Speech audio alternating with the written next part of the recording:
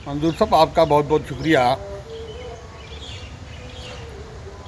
आज का एक दुख भरा मामला पेश आया कि ये खबर ऐसी मिली सुनने को कि दिल जो है वो धड़कने लगा कि बड़ा अफसोसनाक वाक़ा जो सामने आया कि सुनने में ये आया कि श्रीनगर के अंदर निशात के एक ट्राइबल जो औरत है 45 साल तकरीबन उसकी एज बताई जाती है कि वहाँ पे वो डेरा लगा के बैठे थे, गुंडे आए मवाली, तो उन्होंने उसको कंडेम किया।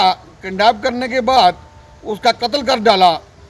ये बड़ी अफसोस से कहना पड़ता है कि हमारे कश्मीर के अंदर, जम्मू कश्मीर के अंदर पहला ऐसा वाक़या आया, ऐसे गुंडे पहले बार पैदा हुए जो हमारे ऐसी औरतों को बैठे हुए अपने ठिकाने पे उनके साथ उनका अगवा करना, फिर उनका कत्ल करना, ये बड़े अफसोसनाक वाक़या है। मैं आला हुकाम से, जो हमारे रियासत के वज़ीर आला हैं, हमारे लेफ्टिनेंट गवर्नर साहब हैं, डायरेक्टर जनरल ऑफ पुलिस हैं हमारे, मैं उनसे गुजारिश करूँगा कि ऐसे गुंडों को ऐसे नष्ट नबूद करो, ऐसे दरिंदों को कि जिन्होंने एक की औरत को पकड़कर और उसको मारा, बेगुनाह औरत को मार के उसको सुला दी। अफसोस से कहना पड़ता है। हमारे बकरवाल कमेटी से ये ताल्लुक़ रखने वाली लड़की है, गुजर बकरवाल कमेटी से।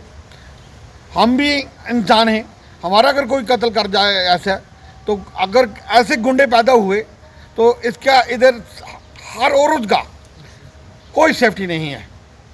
यह मैं आला हुकाम से एक बार फिर गुजारिश करूँगा कि फौरी तौर पर इसको, इन गुंडों को, इन चोरों को, इन बदमाशों को, इनका तहकीकात करने के बाद इनको जो भी मुलव्वस होता है इसके बीच में, उसको ऐसी सज़ा दी जाए ताकि के क़यामत की सुबह तक वो याद रखे, उसको उम्र भर की नींद के लिए सुला देना चाहिए ऐसे जालिम को, जैसे उस ट्राइबल मूवमेंट की औरत को जो उन्होंने सुला दिया, और दूसरी ऐसी कोई हरकत ना कर पाए।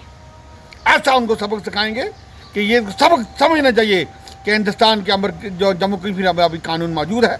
डायरेक्टर जनरल बैठे, लेफ्टिनेंट गवर्नर साहब हमारे बैठे, मनोज सिन्हा जी बड़े ऑनेस्ट गवर्नर है हमारे बाकी जो हमारी सरकार है उससे भी कहूँगा मैं कि इनके ऊपर जबरदस्त तहकीकात की जाए।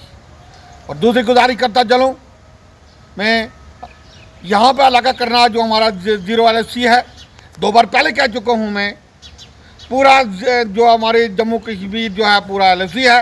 खासकर मैं अपने करना की बात करूँ, 0 LFC है। यहाँ पे बैंकर लोगों के पास नहीं है, इंडिविजुअल बैंकर लोगों को चाहिए।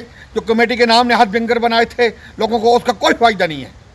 मैं वसूख से कहता हूँ, मैं इसके साथ अपने जो हमारे होम मिनिस्टर हैं अमित शाह जी, मैं उन्होंने बड़े बड़े काम किए हमारे पूरे हिंदुस्तान के अंदर, हमारे जम्मू कश्मीर के अंदर भी बड़े बड़े काम किए उन्होंने। एक बार फिर मैं उनसे गुजारिश करूँगा, उनके साथ हमारे डिफेंस मिनिस्टर हैं अमित शाह जी, मैं उनको पुरजोर अपील करता हूँ, हाथ जोड़ के उनसे मैं अपील करता हूँ, ये बेगुनाह लोग ये जो लोग बेसहारे लोग यहाँ पे बैठे हैं, ये हिंदुस्तान के सिपाही जो यहाँ पे बैठे हैं, ये पहाड़ों के रखवाले हैं यहाँ पे, ये हिंदुस्तान के यहाँ सिपाही हैं। मान लो ये सेना के सिपाही जो सिविल बैठे हैं, ये सिविल में मत गिनो इनको, हमारे जो सेना के ये ऐसे गिनो के सेना के ये बहादुर सिपाही बैठे हैं यहाँ पे, बहादुर लोग बैठे हैं यहाँ पे। हम हर वक्त 24 घंटों 1947 में जंग हुई तो लोग हिंदुस्तान के साथ रहे, फिर उसके बाद 65 में जंग हुई तो लोग फौज के साथ रहे, फिर 1999 में करगिल जंग हुई, वार हुई, तो फिर भी उन्होंने क्या कर पाया, कुछ नहीं कर पाया।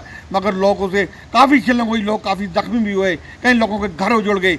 मैं उनसे गुजारिश करूँगा कि बैंकर जो हैं, हमको कमेटी बैंकर के जल हंगामी हालात में जैसे हालात हैं ऐसी हालातों में यहाँ पे बैंकर दी जाएँ, इंडिविजुअल बैंकर दिए जाएँ, क्योंकि लोग नहीं जा सकते हैं कमेटी बैंकर में भी।